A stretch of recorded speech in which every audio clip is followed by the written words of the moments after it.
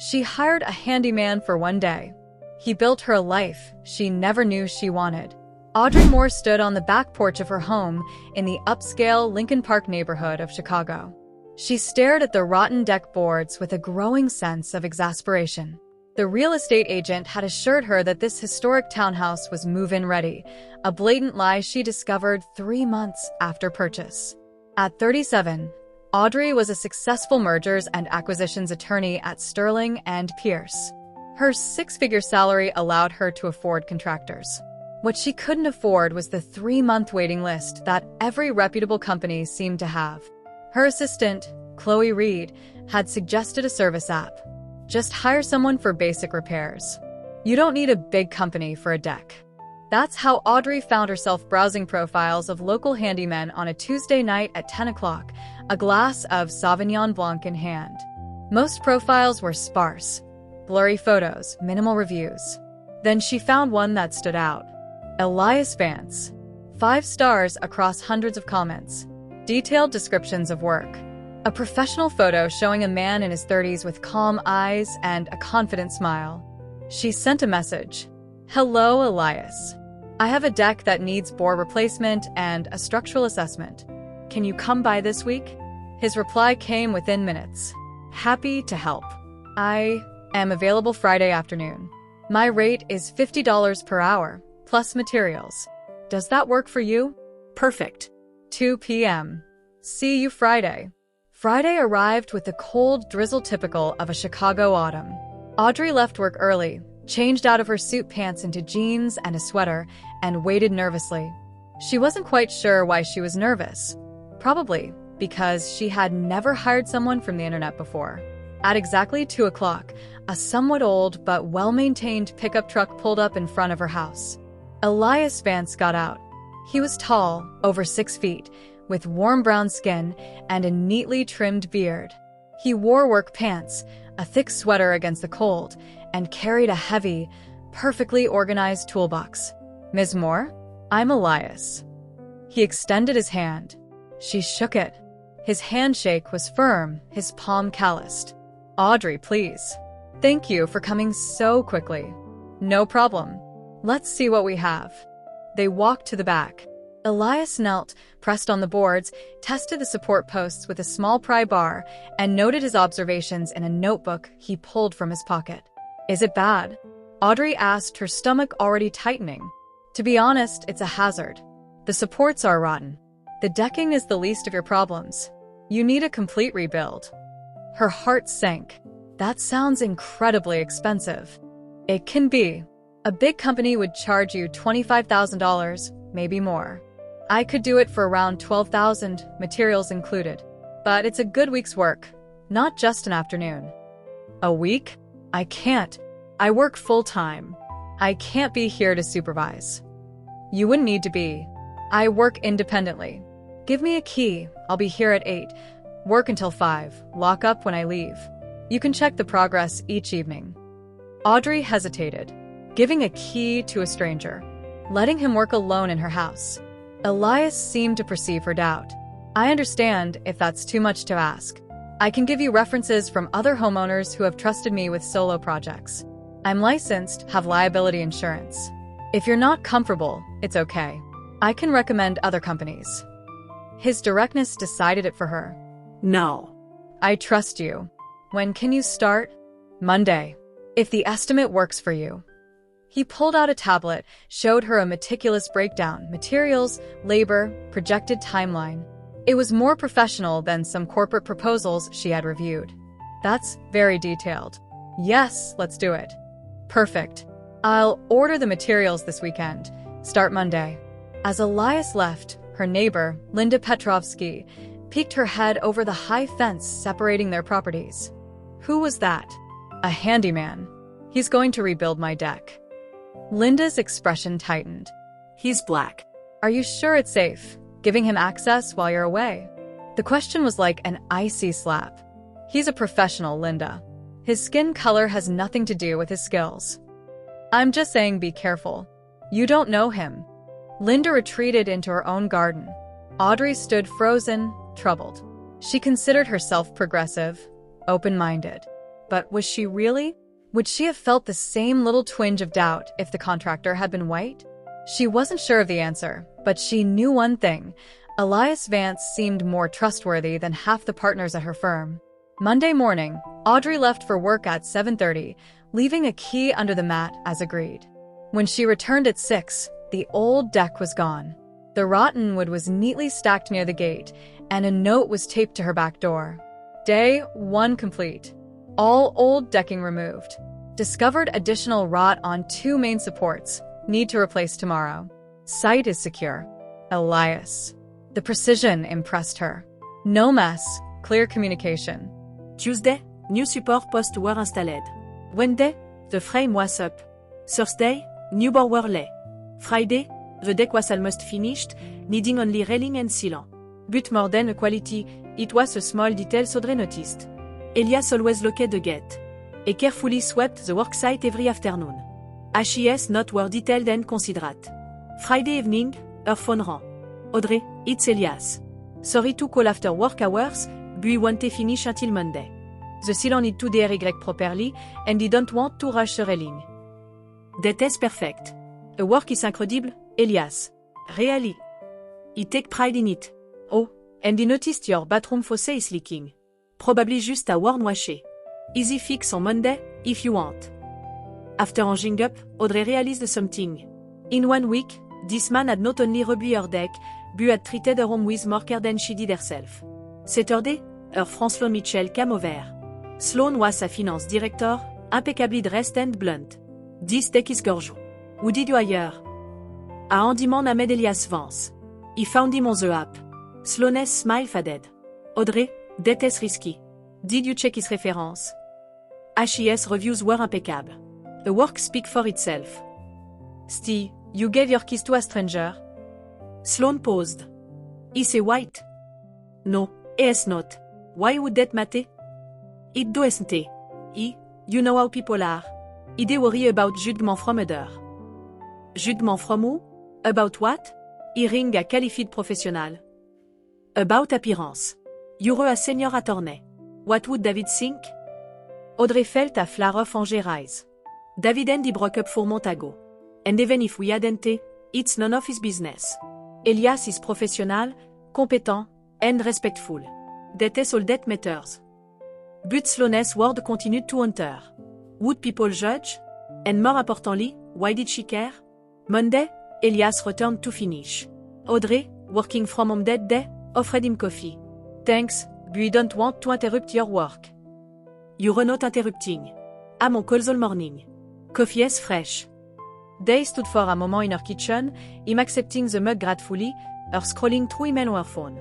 The moment was strangely easy, natural, as if a friend had stopped by. ILL fixed that faucet while I'm here, Elias said. No charge. 5-minute job. You really don't have to. You want to. You trusted me with your home. That matters. The sincerity in his voice made her look at him differently, no longer as a handyman, but as a person. Someone with integrity. And she liked what she saw. By late afternoon, the deck was finished. It was perfect, solid, beautifully sealed. As Elias packed his tools, Audrey felt a sudden, sharp disappointment. The week had been comforting, coming home to progress, to evidence of a job well done. Well, she said. You mention other things. A faucet, but, what else? I'm new to owning an Elias. You don't know what you don't know. Would you be willing to do a full walkthrough? I'd pay you to spot what need attention before it become an emergency. Okay. You can do that now, if you have time. For the next hour, Elias went through her house with an express eye. A loose baluster on the staircase. Worn weather stripping on the back door. An electrical outlet that sparked when tested. Your furnace is original, et noted in the basement. 1999 it's leaving on borrowed time. Plan on a replacement soon. Audrey took note, feeling overwhelmed. It's a low. It's a 100 Elias. They need attention. Nothing is urgent except that outlet. Fire hazard. Please. And, could you come back? Weekly? For a few hours? A regular maintenance. ILL pay your hat. We can work through this list, and you won't have to worry. Elias studied her. Most people only call when something break. He know. But he prefers the preventive approach. And honest. She paused, surprising herself. It rest you. That is rare for me. Something changed in his expression. Ok. I can do Thursday afternoon. 2 hours a week. We will work through it systematically. Thursday afternoon became their ritual. Elias would arrive at 2. Audrey, who had started working from home on Thursday, would bring him coffee, and they would talk during his break. She learned he was 38, an army veteran who had served as an engineering specialist. After his service, he used his skill to start his own business. Why not work for a big contractor? You'd probably earn more. Money isn't everything. I like choosing my client, building relationship. And he added in a pragmatic tone, big company don't always promote people who look like me. This way, I control my own path. The casual mention of prejudice hurt, because Audrey knew it was true. I'm sorry you've had to face that. It's reality. But I'm not complaining. You've built something I'm proud of. HES resilience moved her. Their conversation deepened over the weeks. He asked her about her work, fascinated by the intricacy of corporate law. She asked him for details about his project, admiring the variety and skill required. One Thursday, à Elias' repère a sticking window, her ex David made an unexpected appearance. David was everything her family had ever wanted for her, white, wealthy, a yellow graduate. He was also arrogant and self-centered, the main reason for their breakup. We need to talk, David began, then noticed Elias. Who is this? Elias Vance. He handle maintenance for Audrey. Elias extended his hand. David ignored it, turning to Audrey. You have a handyman here while you work? That is cozy. The implication was clear and ugly. Audrey's voice turned easy. David, unless you have a real reason to be here, get out. He wanted to discuss reconciliation. Clearly, you're busy. He left with a final scornful look. Elias began packing his tools. He should go. No. Don't let his behavior cut our time short. He has always been like that, dismissive of anyone he considered beneath him. He should have seen it sooner. Elias was silent for a moment. Is that how you saw me at first? A beneath you? The question hung heavily in the air. Audrey thought back to her initial hesitation, Linda's warning, slowness concern. Honestly, he don't know. He'd like to say no, but he had prejudice he didn't even recognize. Hearing you talked me that. She made his gaze. I see you now, Elias. Not a my handyman. A my friend. If that is okay. HES smile was genuine. Yeah. A dynamic changed after that. They were friends. Real friends. Elias told her about his younger sister Maya, a school teacher fighting for supply. About his friend Marcus, who ran a community boxing gym. Audrey told him about the intense pressure to make partner, her strained relationship with her parents who still wished she had stayed with David, the solitary loneliness of her success. Why loneliness? Elias asked one afternoon while repairing a creaky floorboard. Because everyone in my world is the same. Rich, privileged. We talk about stock options and vacation homes. No one talk about fear, or failure, or what really matters. It's exhausting. Sounds like you need different friends. Changing your whole world at 37 seems impossible. Not impossible. Just scary. Gross usually is. HES key wisdom surprised her. He hadn't gone to an Ivy League school, but he understood life in a way her colleague didn't. One Thursday, Audrey suggested having lunch together. You've been here for 3 hours. Let me buy you lunch. There's a good Vietnamese restaurant nearby. Elias hesitated. You don't have to. He know. He want to. À franc. Unless you're comfortable. You're not just a client anymore, he said with a smile. Okay. But we split the bill. Friends do that. At the restaurant, she felt a weight of star. A white woman and a black man having lunch together shouldn't be notable in Chicago, but it was. Elias noticed her tension. You okay? People are looking. They always do. You get used to it. Really? No. But you learn not to let it control your life. He paused. Does it make you uncomfortable? Being seen with me? No. God, no. He just hates that people make assumptions. About you. Let your. He don't know that there's something inappropriate, or that I'm some kind of savior, or that you're. She couldn't finish. Audrey, those are their problem, not yours. We're two friends having lunch. HIS grâce un blader. How do you handle it? A jugement? The assumption? By controlling what I can control. My work. My integrity. I can't change how people see me, but I can be someone I'm proud of. That has to be enough. A conversation stayed with her all week. She had never had to think about her whiteness, it was the default, invisible. Elias navigated a world that constantly scrutinized him. That Friday, a colleague from the firm, Lauren, invited her for drink. We haven't cooked up since your breakup with David. At a bar, Lauren, a little tipsy, became chatty. So, what is you seeing someone? Who is? I'm not seeing anyone. Sloan said you have a guy at your house every Thursday. A contractor. Audrey felt a defensive it rise. I have a franc who does maintenance. That is all. A franc who is a contractor? Audrey, that is general. You pay people like that. You don't befriend them. The statement crystallized that truth Audrey had been feeling vaguely. Her world had rigid, invisible rule. You didn't befriend the help. You didn't cross class lines. But Elias was her friend. Her best friend. Et ça were without judgment. Lauren, maybe I'm tired of a rule. Maybe want friends who are real. We are real. Are we? When was the last time we talked about something that mattered? Not about bonus or real estate, but about fear or purpose. Lauren looked hurt. That is harsh. It's honest, and I'm done pretending that superficial connections are enough. Audrey left, feeling both terrified and free. She was changing. Elias was changing her. The following Thursday, she had a glass of wine ready when he arrived. What is this? He asked, accepting it cautiously. Celebrating. I realized this week that you're my best friend. Thank you, Elias. For seeing me. For being real. He gently clinked his glass against her. Sam, Audrey. You've reminded me that not everyone sees skin color first. That some people genuinely care about character. That is rare. They stood on the finished deck, the project that had brought them together. And Audrey felt something shift. This wasn't just friendship anymore. Or maybe it was, but it now held a key potential for something more. 2 months after the start of their ritual, a deep freeze hit Chicago. Audrey's pipe froze and burst late one night. She called Elias, panicked. There's water everywhere. He turned off the main, but he don't know what to do. I'm 15 minutes away. Don't panic. He arrived quickly, assessed the damage, and worked until past 2 in the morning to repair the broken pipe and clean up. Audrey helped, holding a flashlight, bringing towel. When it was done, they collapsed on the living room sofa, exhausted and damp. I can never thank you enough, she said. An emergency plan B would have cost a fortune. That is what friends do.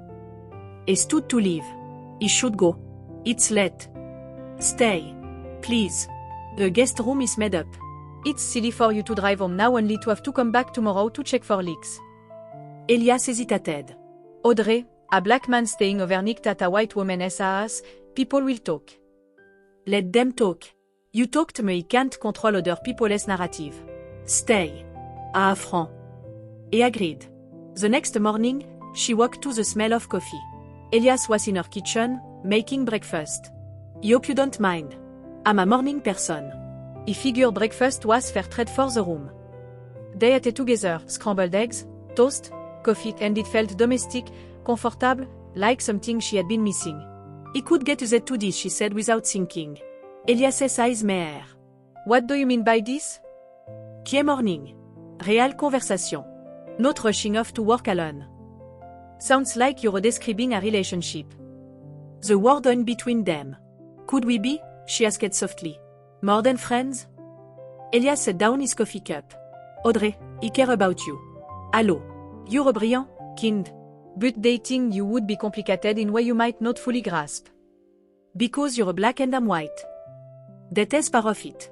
But also social class. I'm a handyman. You're an attorney. Your friends already judge you for being my friend. Imagine if we dated. Men would wonder if you were slumming it. You would question my motive. Your family might not accept it. So we let fear stop us from exploring something real. Elias was silent for a long moment. I'm not saying no. I'm saying be sure. Really sure.